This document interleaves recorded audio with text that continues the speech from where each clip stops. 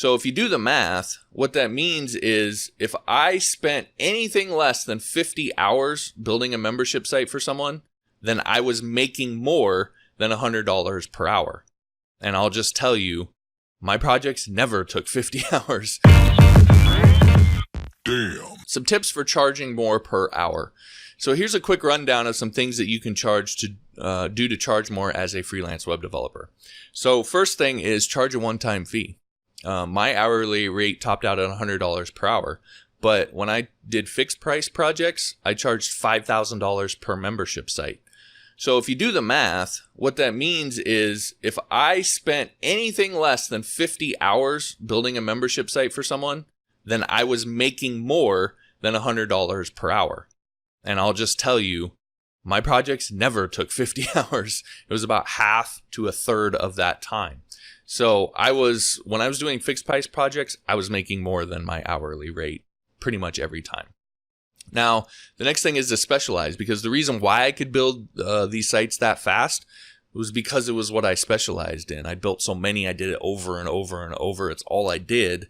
I had my system down pat. And in this case, being more efficient helped me. It didn't hurt me because I was charging a fixed price, not an hourly rate. So specializing and charging a one-time fee, those two things sort of go hand in hand. And when you get really efficient and you get established expertise and get really good at what you're doing, you can really detach from the hourly rate, and your hourly rate can be crazy numbers.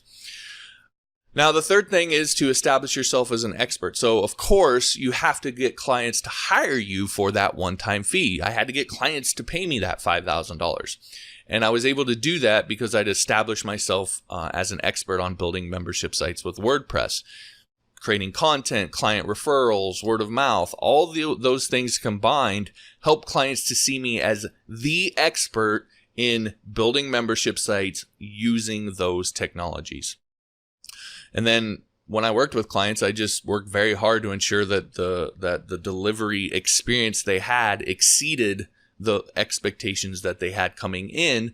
So the momentum just sort of kept growing. That was really the number one thing that I focused on as I got going.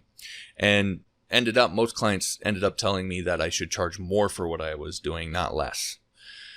Okay, the final thing then for charging more that I'll talk about is supply and demand. So I use this example a lot, but it's just such a perfect example for this. And it's what happened to me after I built Michael Hyatt's platform university membership site.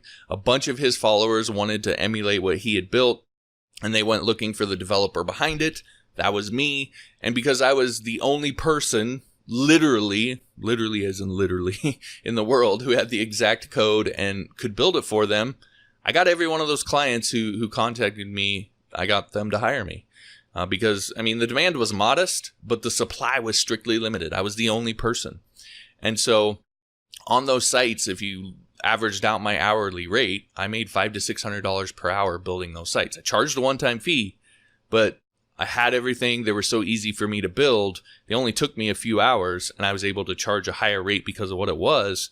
And so I made $500 to $600 an hour, and clients didn't care. I never once got asked how long it took me, how it averaged out to an hour. Nothing. They didn't care because they weren't paying me for hours. They weren't even paying me for skill or talent.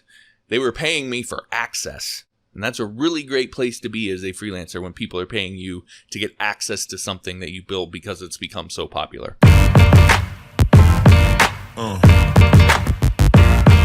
Yeah.